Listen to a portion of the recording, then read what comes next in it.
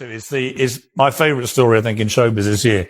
The Justin Baldoni war with Blake Lively, which seems to me, initially I felt quite sorry for Blake Lively. Then I've been reading all the messages between them all, and which he's been putting out, obviously.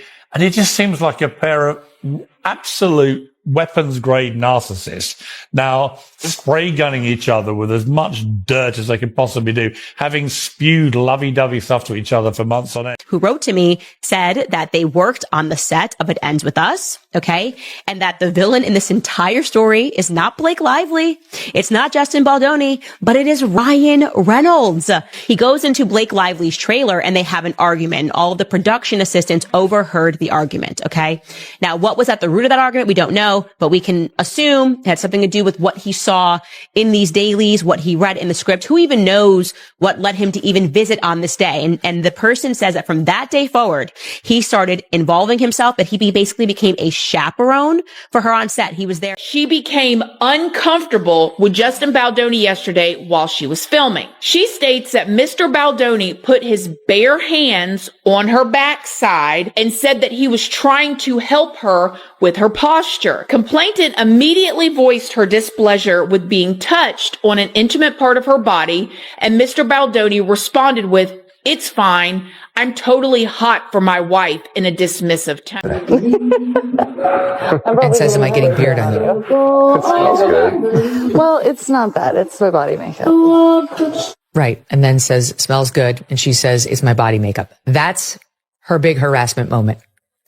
They are playfully acting for the camera, trying to make it look like two lovers, two people in a relationship are dancing with one another. For those who are not in the Hollywood world, what is wrong with her taking over the film? I've never seen it before in my 30 plus year career in Hollywood.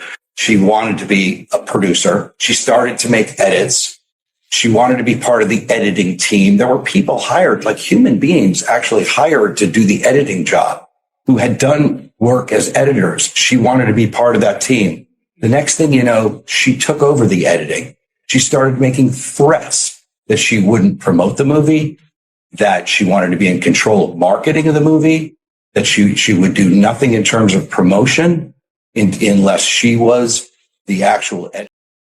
They're done. And it's no wonder everyone avoided them like the plague. TMZ just dropped a bomb on Blake Lively, and it made her day from pretty bad to devastating. We are still waiting on the amended lawsuit from Blake Lively and Ryan Reynolds. They're supposed to be adding names or evidence, who knows, but today is the due date, and it has to be done by 11:59 p.m. We have been waiting. Justin says that Blake was determined to make him the real-life villain in her story because she wasn't doing well on the promo tour for the movie. It was very toned up. Her hair care line wasn't doing well. She was trying to sell booze while talking about domestic violence. Justin says the war between himself and Blake really started in May 2023 when they started shooting the movie. He claims that she was organizing a takeover. The Oscars are supposed to be flawless. An airbrushed, feel-good spectacle where every laugh, every line, every tear is rehearsed and approved. It's a machine built to celebrate Hollywood at its safest. But Conan O'Brien didn't get the memo. Instead of the usual red carpet charm and sanitized jokes, he took a sharp left turn and landed squarely in lawsuit territory. And not just any lawsuit, Blake Lively's. At first, the room did what it always does. Polite laughter. Nervous glances. The kind of forced amusement that's practically written into the night's script. But then something shifted. Blake Lively, smiling, poised, the picture of composure, suddenly wasn't. Cameras didn't catch it immediately, but those near her did. Her posture stiffened. She leaned toward the person next to her, whispered something. Her face flickered, surprise, fury, something else, embarrassment maybe. And then in a move that shattered Hollywood's golden illusion, she stood up and left. 1 second she was there. The next, her chair sat empty.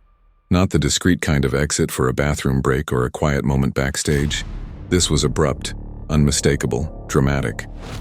Heads turned. Murmurs spread. For the first time all night, the real story wasn't happening on stage. Within seconds, social media exploded. Did Blake Lively just walk out? What did Conan say? Did he name her? And the biggest question of all, if it wasn't true, why react like it was? Hollywood thrives on scandal. but it also thrives on pretending the scandal doesn't exist. The rule is simple: celebrities don't flinch. They laugh. They roll their eyes. They play along. That's the unspoken deal. And Blake broke it. Her walkout turned what could have been a forgettable Oscars joke into the headline of the night. Then came the empty chair. Painfully visible, haunting in its stillness. People leave their seats all the time, but they always come back. Blake didn't. The cameras kept rolling, but every pan across the audience felt heavier. At first, people tried to shrug it off. Maybe she'd return, smooth things over, pretend it never happened. But as the minutes passed, the whispers started. Publicists began texting. Phones came out. Twitter spiraled, and the narrative turned dark, because soon it wasn't just about Conan's joke, it was about what Blake Lively might be hiding. Hollywood stars don't flee from punchlines unless there's something to run from. Her reaction didn't just look emotional, it looked confirmational. Suddenly everyone was asking the same question. What truth did that joke hit too close to? The context only made it worse. Blake Lively versus Justin Baldoni had already been simmering behind the scenes. A feud turned legal battle riddled with whispers of leaked emails, power grabs, and contract disputes. The lawsuit had exposed fractures in her polished image, painting her as controlling, overreaching, and dangerously ambitious. Then came Conan. One joke. A few sharp words, the kind of dig most A-listers shrug off, and Blake couldn't even stay in the room. Now it wasn't just Hollywood gossip, it was a PR wildfire. If she had laughed, it would have been over in a day. Instead, her dramatic exit turned a fleeting Oscars moment into a full-blown crisis. Team Lively now faces an impossible choice: issue a statement and keep the story alive, or say nothing and let speculation take over. Neither ends well. And what about Conan? Did he go rogue, or was that line approved? If it was off the cuff, he took a reckless gamble. If it wasn't, it means the industry already considers Blake fair game, which is even more damning. Either way, Hollywood is watching closely. Because the one thing the industry fears more than bad press is unpredictability, and Blake just proved she's unpredictable. A star walking out of the Oscars over a joke, it's the kind of move that cancels meetings, stalls contracts, and makes brands nervous. It signals instability, and once that reputation sticks, it's nearly impossible to shake. Meanwhile, Justin Baldoni is undoubtedly watching it all unfold, waiting for the perfect moment to drop the next receipt.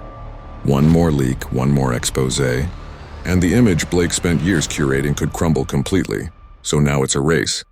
Either Blake gets ahead of this or it buries her, because in Hollywood, scandal doesn't destroy careers.